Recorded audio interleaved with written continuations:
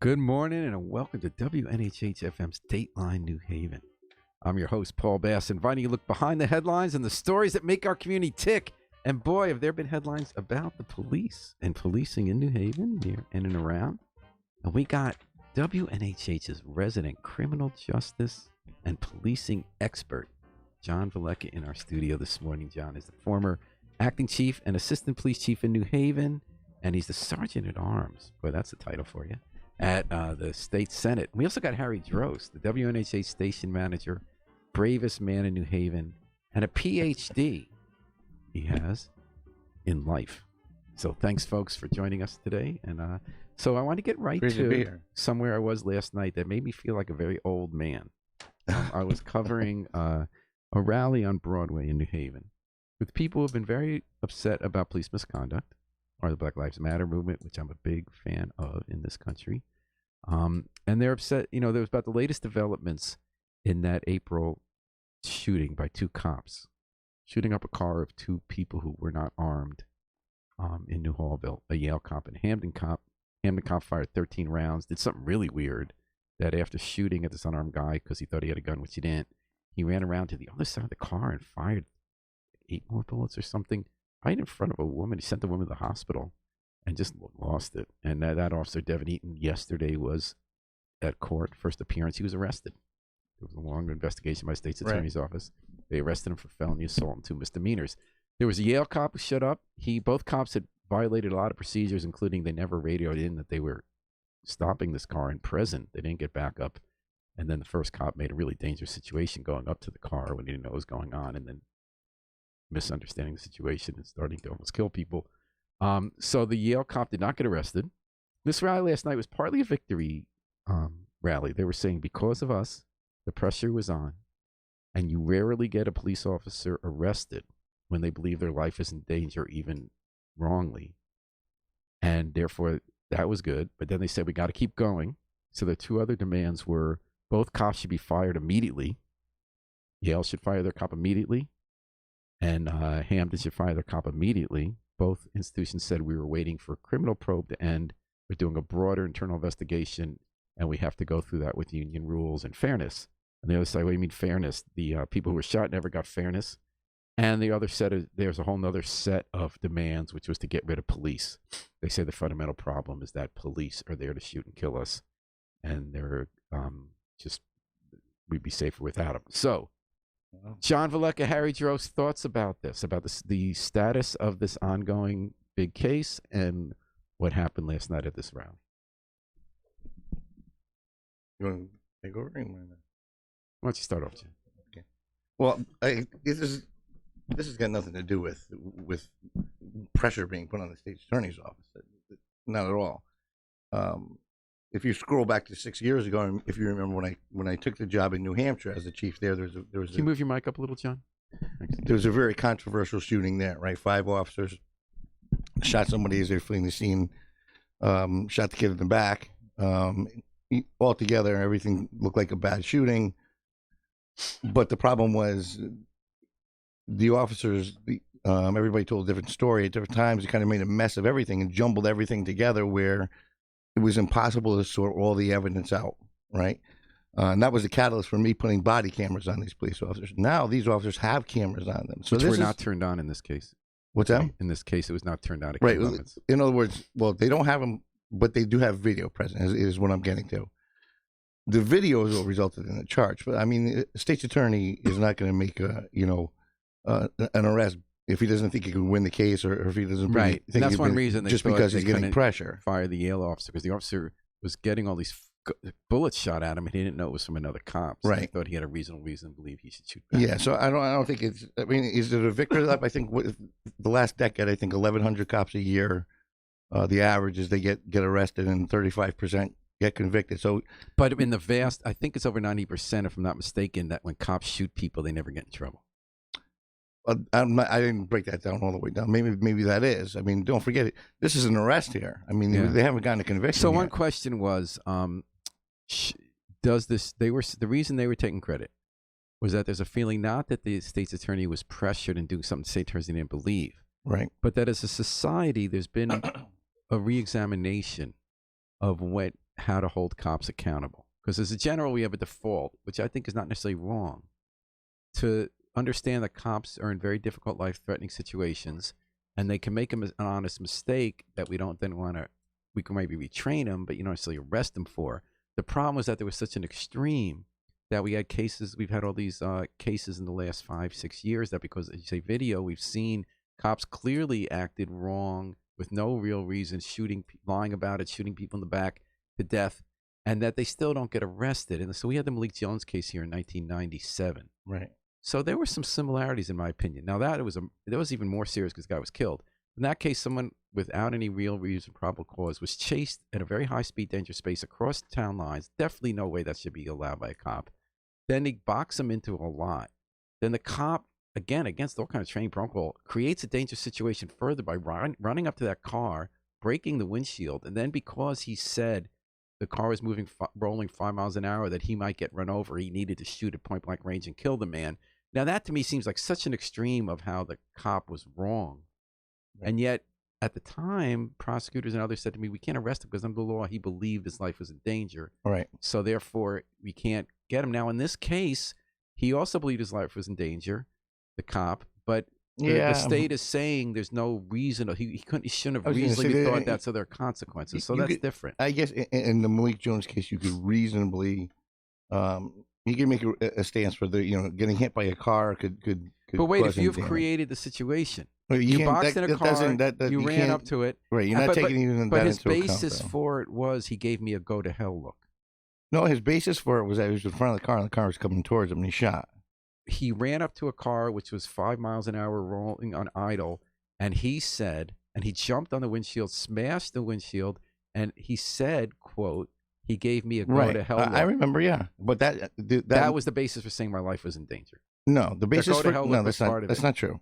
That's not true. The basis for saying his life was in danger was the car coming at him and him being able to articulate a reasonable threat towards him. But if he created the threat and he could have just hung back and radioed, why was that okay? See, well, that's where maybe that we need to address that and take a look at that, because we're told you're not supposed. They don't look at that. They look at the moment. The moment you pull the trigger is exactly what we think of. We don't think of what led up to that, leading up to that, bad tactics. And plus, and to all argue that stuff, against what I'm saying as well, John Velleca, is that at the same time there was a case in Milford of a police officer shooting someone. I think his name was Scott Smith, and they did prosecute him. New Milford. So he was prosecuted. He was shot in the back. But in the country, you don't think there's a greater awareness as he was running away, a greater openness of prosecutors who, the problem is they always deal with police, I think, they're closer to the police. They're reluctant to be tough on the police. No, I don't believe that at all. Well, look what they're doing with Ray Tennant in New Haven. You have a lieutenant who almost shot up a neighborhood and creates a hostage situation. Keeps his wife such as right. And the SWAT team comes and the prosecutors will let him drag along for a year so he gets his retirement. Well, that's something that would need to be looked into. I can't comment on that because I don't know if they're dragging that. I mean, it appears that way. All right. I mean, but we're talking fact here. With regard to Scott Smith in New Milford, he was shot in the back. The man was on his knees. That's a much different story. In New Hampshire, when I was telling you about this guy was shot in the back, well off the crime scene, right? I don't think it's the prosecutors, they don't want to make arrests on cops. They also know that the juries it's very difficult to convict a police officer. You don't bring charges unless you know you can. Right. Yeah, good chance. So do you think the activism had no I don't think the activism had anything to do with it. I don't. Well, we have to agree that the activism has something to do with video evidence being presented quick. I do believe that. That did not used to happen, and they even went further, the state's attorney and the other state officials, very soon after that event, after that shooting, they did release a whole lot of information, including video evidence that would not have been released in the past. I think what we've been talking about for the past 4 or 5 years here is that videos, whether they're body camera videos or traffic camera videos, surveillance are changing the game in policing, and it's going to change the culture of everything we do in policing. And that's what being a chief is going to be about now, is handling that video. We've been saying this for years. What's the biggest challenge to the police chief now?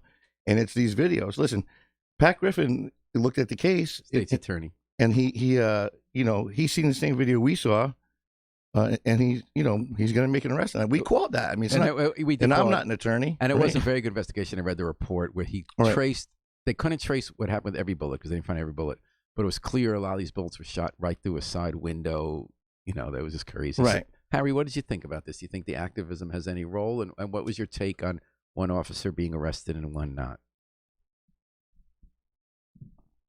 I don't know what to think. My worry is when you frame stuff like 90% of cops,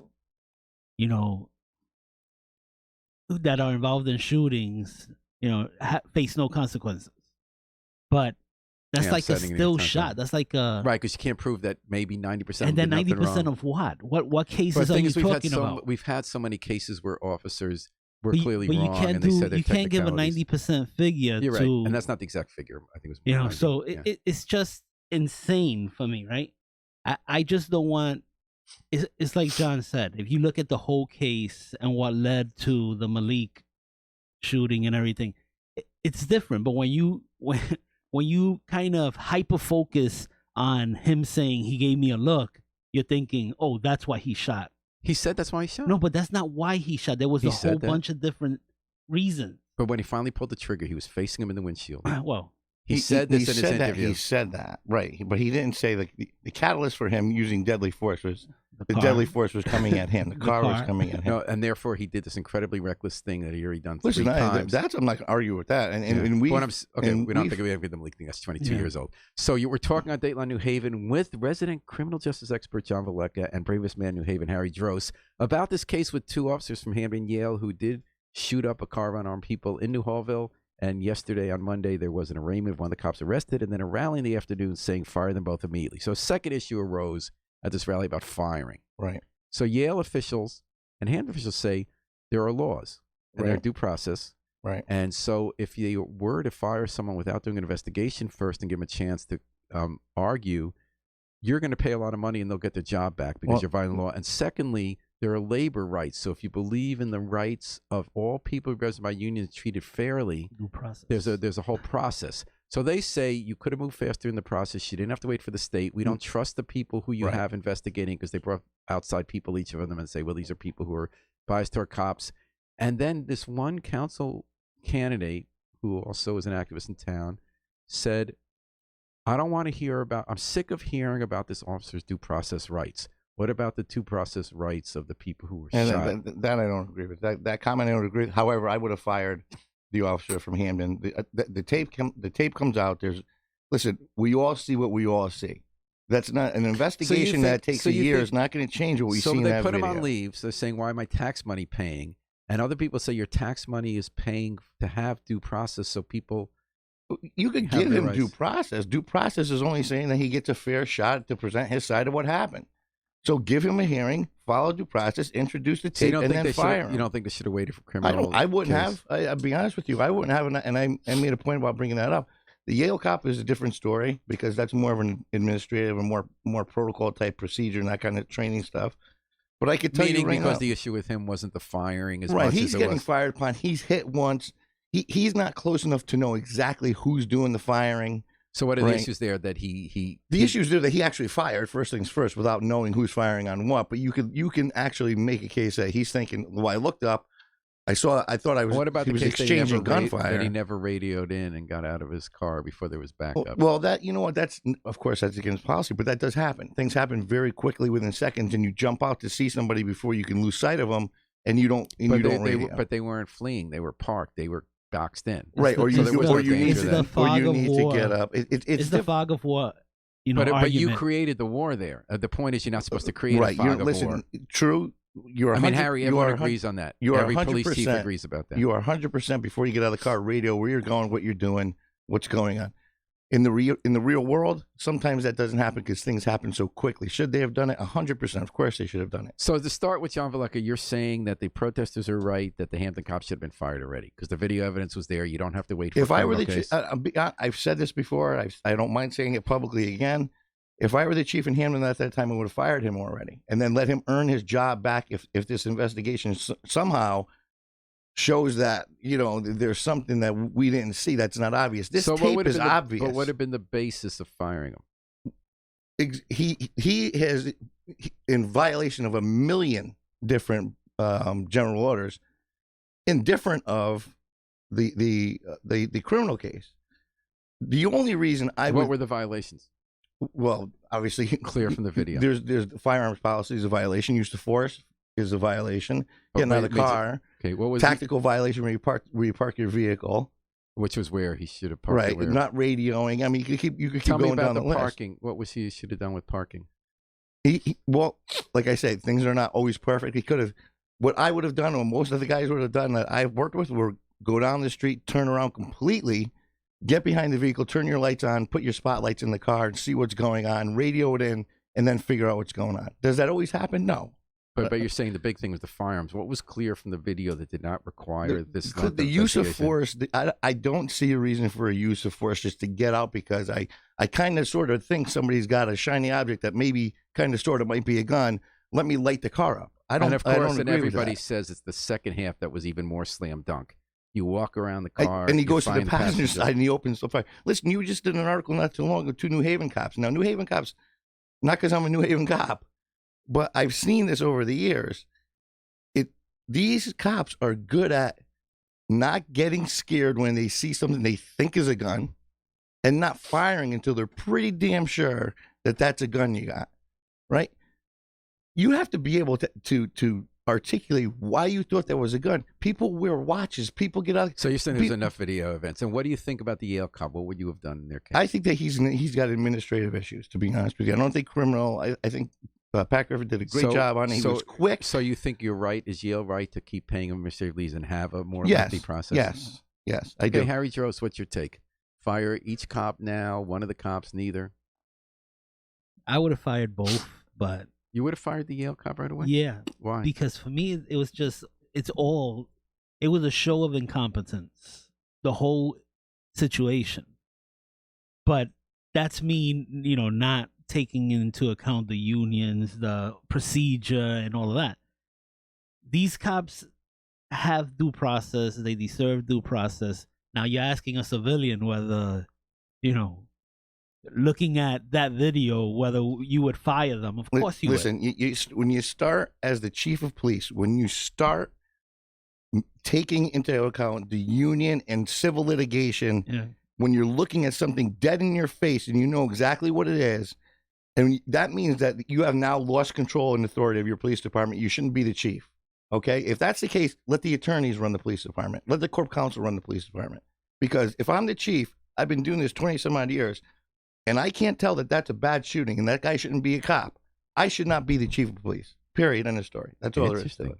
I'll tell you, that's why John Velleca is the resident criminal justice expert and policing expert on WNHH-FM, where you're listening to Dateline New Haven. Talk about local policing issues with John Velleca and Harry Drost, 103.5, live streamed at newhavenindependent.org. So there was another issue in the this week about medical. What do you do with people who have mental health issues? There was a guy named, he's 40, Robbie Talbot. He'd been in and out of mental hospitals a lot, and he didn't get his medication. He was supposed to be a sweet guy. Everybody loved him. But that he also would get out of control, and he got drug problems, and he'd fight people. And he got released from a medical hospital in earlier this year, and he got sent to Whaley Jail. And he got in a fight with some kind of scuffle with the people working there early in the morning. And he was found dead. He was in restraints, and he was found dead in the jail. Many months later, the state medical examiner has ruled that that was a homicide. Saying that someone killed him. He didn't kill himself, and that it sounds like there were some real problems with how that was handled. So that's a new investigation now being independently done by the Milford State's attorney, because they want someone from outside the district who doesn't deal with the people there. And the other part of the debate is going that they think we went too far with deinstitutionalization in America in the 80s, that there was a fear that too many people being warehoused that wasn't good for them, get them out in the community. Some people worry that given that we don't fund enough mental health programs, right, there aren't enough beds available, or sometimes we don't do. These are tough issues. Right. So what did you think about the Robbie Talbot case? I thought just what you said. I think that not that we are warehousing people. There's no doubt. Like I said, we've had this conversation a million times. That we arrest too many people, we incarcerate too many people. We were warehousing them in mental institutions before. Now we're warehousing them in criminal. Right, but people are saying these are mental health, not criminal justice issues. Right. However, though, you should. Somebody like Robbie Talbot, who's been convicted of criminal violations and does have mental, there should be more mental help within the correctional facility. So it shouldn't be either we're going to keep you out in a mental facility, or we're going to incarcerate you. There should be a broader wing. I mean, the feeling here was corrections that among his facilities. people is that he should have still been able to have access to a mental health bed and treatment. Sure, right, exactly. While he was incarcerated, and that's what I mean. That the incarceration wouldn't have happened. They felt he had gotten the treatment he needed. Well, I mean, This that's happened right when he was, speculative. like, It could have been. Yeah, it could have Anyway, been. it's not either or. Your point is But if the you criminal think justice about- system has to be able to deal in its jails right, with mental health issues. we're to the point now where our populations in our prisons are so vast. And there's no corrections anymore. They're just essentially guarding people to make sure they stay in jail, and the mental health wings in these facilities have shrunk, and so the people who are elderly and mentally ill, they're all mixed into the general population, and that's not a good thing. And I was just reading the book about William Jimboy Outlaw that once people hit 30 and they're open to correcting what happened in their life, that often it is a counselor in a prison, even hardcore prison, that reaches somebody and does get them to turn around their life and examine what they've done. Right. Which is a little different from the substance abuse issues. Harry, with Robbie Talbot. Well, I think there should be more mental institutions, but I mean, because for me, the justice system is a warehouse system for a lot of mentally ill people. So we have to somehow figure that out. We don't want to put everybody in a institute, but some people need it. Mm-hmm. Some people need to live that way.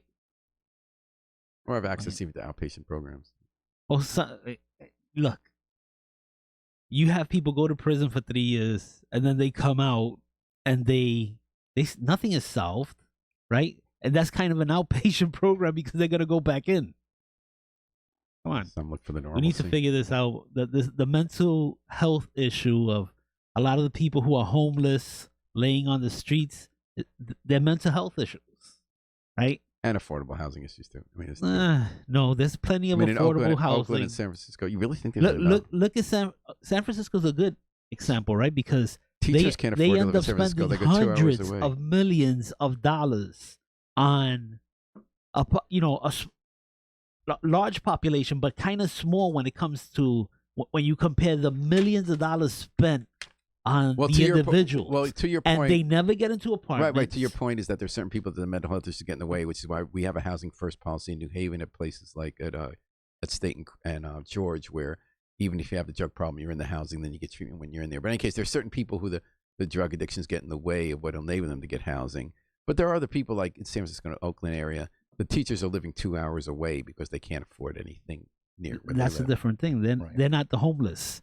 They're Yeah. not the sick. They're not the people out there where police officers are getting sick. But often people who have those problems they wrestle with, in a lot of cases, they get exacerbated because they can no longer afford their home. They've lost their rent. I mean, that does You happen. could always do like New York and But- send them to Hawaii. But I think once you get into the facilities too, I think that how you're housing people has got a lot to do with, how they're rehabilitated or how they come out. I think that you're going to start mixing everybody together. Violent, nonviolent, mentally ill, elderly.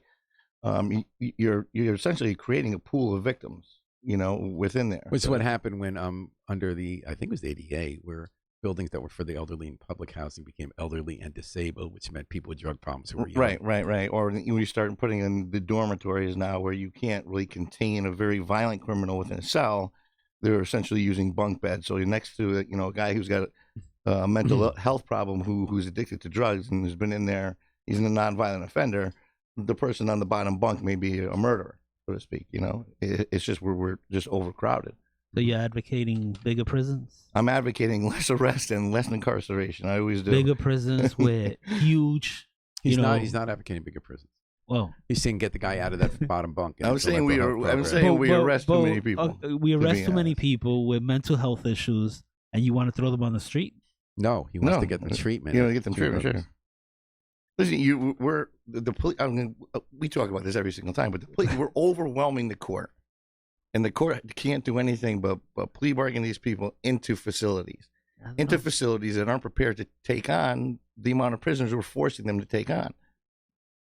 And by the way, we do have more. We have an uptick in shootings this year in New Haven. I think we're over 60 already. We're higher than last year. Yeah. We always talk about how there's a danger in looking too much at those statistics year to year because there are blips, and we're at a level in general that's lower than it's been for 50 years of violent crime in the city. But the shootings are definitely up this year. Right. Homicides aren't appreciably up.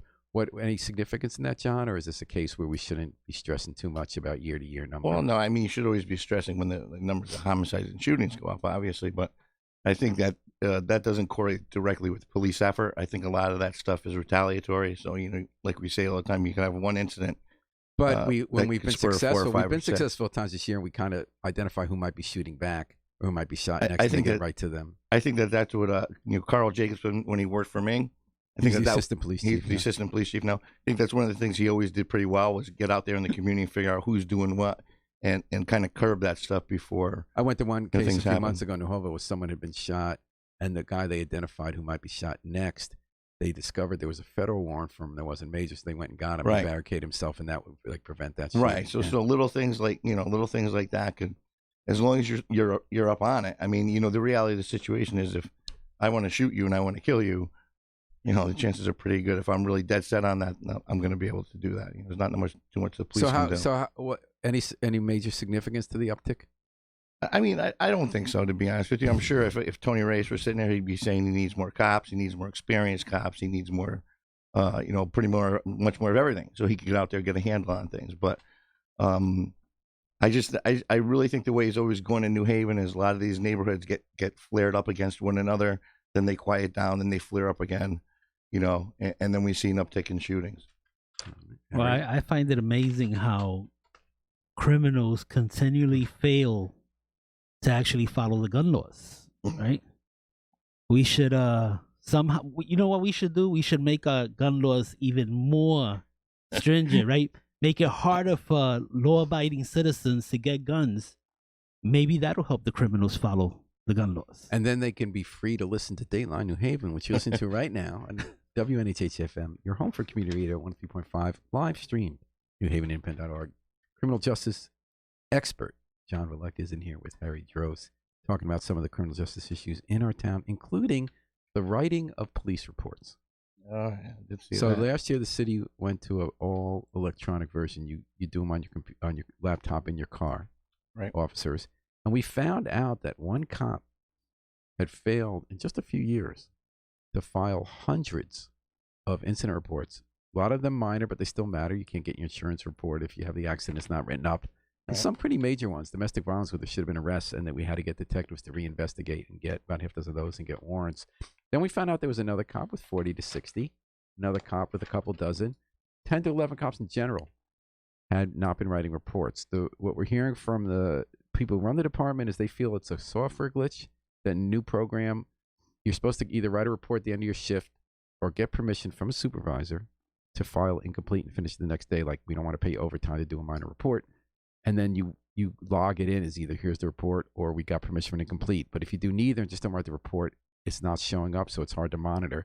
We heard from a lot of rank and file cops who feel that that's an excuse and that there should be hands-on supervision and that there should be no excuse for hundreds of calls not being written up if you were on top Agreed. of. And I don't know if that's Agreed. because people aren't doing the supervision or if we don't have enough supervisors. What's your read on it, John?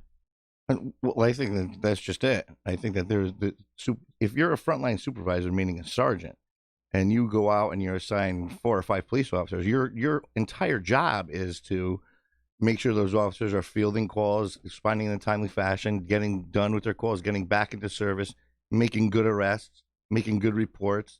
You're supposed to be on top of that. So it's a frontline supervision issue. And then, the reality is, if you're going to say it's a frontline supervision issue, then that goes all the way up the chain. Because then what's the lieutenant doing? What's the captain doing? What's the chief of patrol doing? Nobody knows. 200 and some odd reports go missing. There's no excuse for that. I don't care about the software. I don't care about whatever else you're trying to sell. There's 200 and some odd reports are missing from one cop. From one cop. In a couple of years. Right. A little over 2 years. So what's going on? I think I read the article. I think Tough Tony, who we know, logged in and said, "Listen," and I can tell you from when we were sergeant, you had to produce every report at the end of your shift, and it had to line up with your log, and it got checked off on. Well, but it is a good policy that if you have a very minor case and we pay cops extra to be overtime, you can do that first thing in the morning, but you're supposed to log it in saying I got permission from You want supervisor. you want to know what that's good if here's what that's good, and here's how it gets abused. If Harry's going into a day off, he gets 4 hours minimum, right? So he may come to me at midnight and say, "Listen, I got this broken window. I got it right." So I'm saying, you know what, Harry? That's a minor job. I'm not going to pay you 4 hours because that job's going to take you 10 minutes, right? But if he's not off, he's going to stay the 10 minutes and write it. I'll pay him the 10 minutes of overtime to write it, or the hour, whatever the hell it is. It's nonsense is basically what it is, because you know what happens? The person who's going to get paid the 4 hours because they're going into their days off, they're either going away for 2 or 3 days. By the time they get back, nobody remembers about that report. Nobody cares about that report unless you're a sergeant who's paying attention to it. And guess what? They're not. Because I go out as a sergeant, I may have Harry as my cop one day. I might have you as my cop one day. I might have somebody else as my cop one day. There's no ownership. So how do we fix that? There's got to be a balance between everything being on the computer and in the cloud, and sticking with a certain degree of manual, labor-intensive quality control on reports. Simple. It has to be. And do cops cops? That's not always a requirement to become a cop to be good at writing. Yeah, it's pretty much always a requirement. You go through in the academy, you'll get a writing class and you'll get critiqued on your writing. I mean, I see a real wide variety in how cops write that reports. are terrible. Some of them are great, and some of them are terrible. Right. So it must be hard for some cops to write reports. Oh, that's their job. Listen, that's their job. That's what you get paid to do. Your job as a police officer, and they may tell you, when you're being recruited with the tactical truck, and you're going to be a SWAT and a detective, but you're not. You're going to be a cop for most of your career. You're going to write reports for most of your career. If you're not writing your reports, you're not doing your job. If you're not doing your job, what good are you here? Mm-hmm. All right, and then we also what's been big in the news is the new police contract. So police got their first pay raises in years. They get 13.5% retroactive in future over 6 years. They get more money toward their annual pensions. Do you think this is going to stem the exodus of cops in the department, or those who left already left? What's your take on this? And why did it take so long to reach this if it was... Well, reaching that had to do with the election, yeah. But why couldn't that have been done before? It could have been done before. Or was it not a good plan? Did they give away the store? No, the cops did okay. The cops did pretty good, I think. I think that... did the public do well? I think the public did well, and they made the retroactive over the course of, 6 years? Yeah, I'm not worried about it. I don't begrudge someone to get 2% raises a year or 3% raises a year. I think that was the big thing. I think that if I don't want to talk out of school, but if Louis Cavalier was here, I don't think he would have went for taking retroactive over a course of 6 years. He would have said, listen, we worked those hours already. I want that money up front. But they actually never came with the number how much we're going to pay more for some of the healthcare stuff and how the families are getting a better break, which might necessarily be bad on some of the healthcare. Listen, I'm going to tell you this about being a police officer in healthcare. We need it. Okay? We need it because we are completely banged up. Well, you've also always argued, to be consistent, that we don't need as many cops. So we don't need as many cops. Other people think we need more. No, we don't need more cops.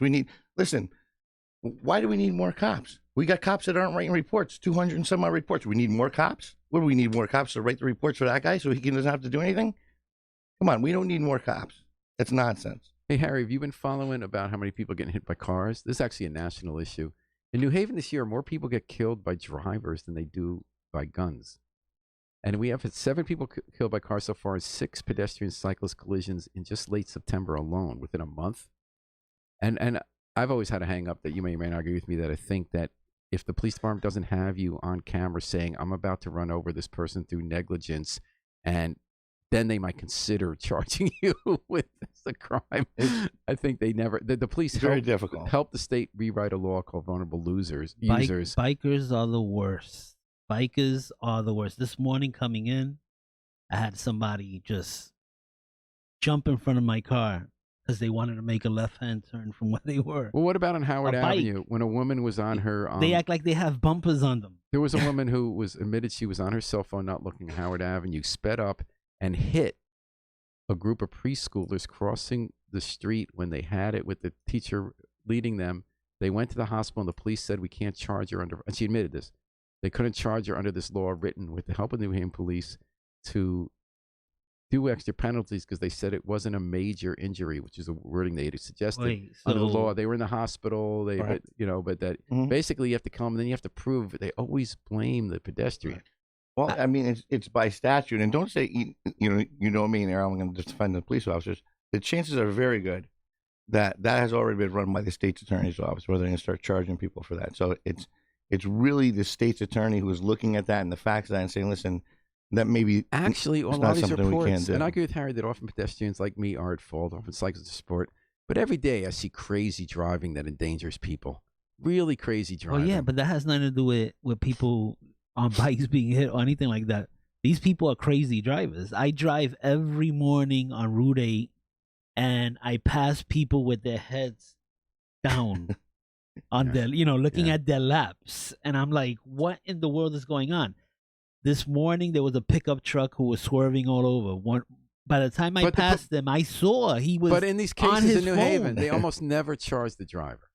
So you don't agree with me? There's a problem with how the police look at it. They're too sympathetic to cars over people. No, I don't believe that. I think that they follow, from my experience anyway.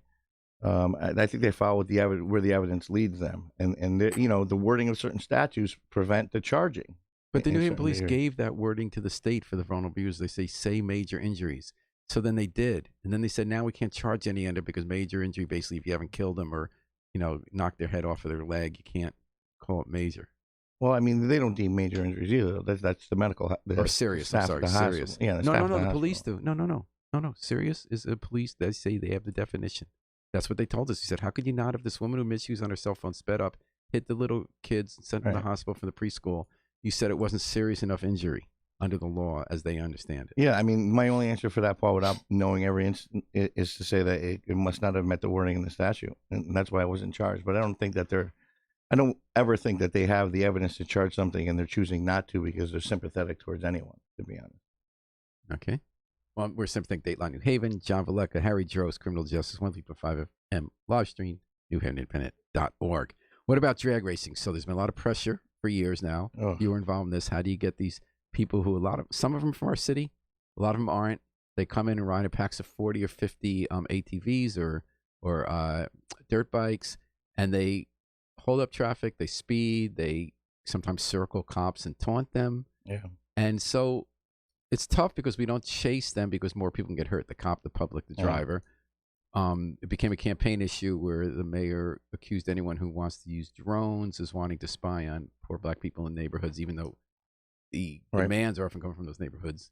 But then recently they got 48 people in one day arrested. Right, yeah. So does that mean we could have all along been finding ways? I know we need to surveil social media. We need to. No, I mean, that is, sure, if you could catch them all in one area. I think that's where the drones come in good, where you would figure out where everybody is. As far as spying on people, I don't see the police officers doing that, to be honest with you, but you would have to have some. We did spy with illegal wiretap in the 60s and 70s. Right. I mean, I was about to say you would have to have some very, very serious oversight on that. Yeah. But this has been that's been an issue since 20 years now. Since I was any thoughts officer. on a fix? I think doing what they did, if you can catch them all in one spot, I mean, you're going to get equipment violations where you could take their car. You're going to get license violations. It's hit or miss, though. So what do we do about the groups that come in? Also, when you have social media, you can catch that they're coming in. You get where they're going to be, but then they got. Don't forget, then they started rolling up different pages, which were kind of dummy pages. We're going to do this, and we're over here, but they're really over. How about something like on one Sunday, everyone was calling, hey, we just saw 50 or 100 go down my street, tearing down. And then, and now over on Dixwell Avenue, they circled the cops. Yeah, listen, we used to work. I mean, they used to chase them everywhere. We used to start on Long Wharf, then we went on McDonald's on Route 80, then we ended up on Woodward Avenue. The thing is, as an officer, I was doing that because that's where. Then you become a supervisor and you start to say, listen, I can't have resources dedicated to chasing these guys all night because I have calls coming in. I have 20 cops on the midnight shift. I can't have 5 of them looking for these drag racers. So, you have to prioritize and you have to let them go. When you start to talk about dirt bikes and racing and you ask me for a solution, I'll tell you this, I have no idea. Any thoughts, Harry? Nope. It's just I don't know how you stop them unless you're prepared. You get a tip or something. That's the only way to stop them. I mean, I certainly don't agree with chasing them. I can tell you that. Chasing them is insane. Rabbi Greer, who ran Yeshiva in New Haven for years, prominent political figure, was found guilty of raping little young boys. He's going to be sentenced. Any thoughts on that? The New Haven police waited to bring that case for about a year. They admitted Right. at trial they had dropped it. They denied to me that whole year they were dropping it. I got very belligerent responses for even asking the question. But then on the stand, the Yeah. detective said we were told to hold off for a year, but then they went for it. Any thoughts on the? No, I didn't really follow up. Paul, I'm sorry. He was I read the politically article. influential. Yeah. He was being protected. Yeah. Yeah. I mean, he was the guy for a long, long time. Yeah. That's Any for thoughts, sure. Harry, on that case? I'm just glad they got him. Yeah. And he'll be sentenced in November. All right. Well, it was great to catch up on so much happening from Justice in the News. John Velleca surprised me, as he always does, when he was talking about what to do with the cop in hand. Hey, listen, I'll say it again. When you start taking your marching orders from the Corp Council and fair civil litigation, you'll never be able to manage your department. That is true. And they always come up with excuses not to do the right thing. And but the right thing was provided by John Velleca and Harry Drost today. Thanks for joining us. We're going to take it out with the Afro-Semitic Experience performing I Wish I Knew How It Would Feel to Be Free from the group CD, A Plea for Peace. This is Paul Bass inviting you to fly free with us all day and all night long at WNHH, New Haven's home for community radio.